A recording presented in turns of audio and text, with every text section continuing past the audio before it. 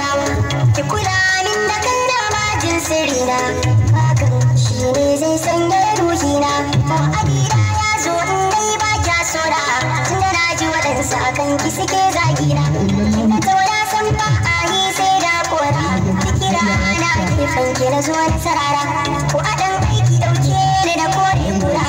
ni fa ba komai kan ki koda an kyara ni kawai san ki nake in zuciya ta harbu da ake zaki sababa ni zan miki bambu fadamar sanyi kika so na haɗa miki lambu kan ki zan iya dambe ko da hannu ba kambu tausaya na ga zamin kada ki min bore na aiko sakonnin so kare da ki share na rasa ki masoyiya ta dole na zare shi da bin so na ki da wuya ta ya zan jure kalmomin da kike min ne nake yin haka a kwakwalwa ta na aje su zamar mini shaida banin baka so ne baya yin tsada mai sabo da ke san ki zuciya na kuda tunani da ke kowa tare da mu hanta da jini tilas sai an bar ni kuka kwakwalwa san ki yake damu nazari na aure da ki a ta zan samu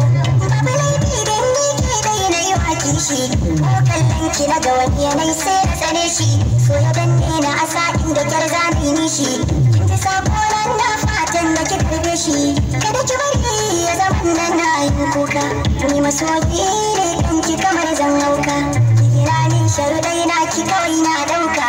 daga wani ki nake babu dare ba rana a cikina nake jin kira saurare na bar kauna takin tsaurata alwashi na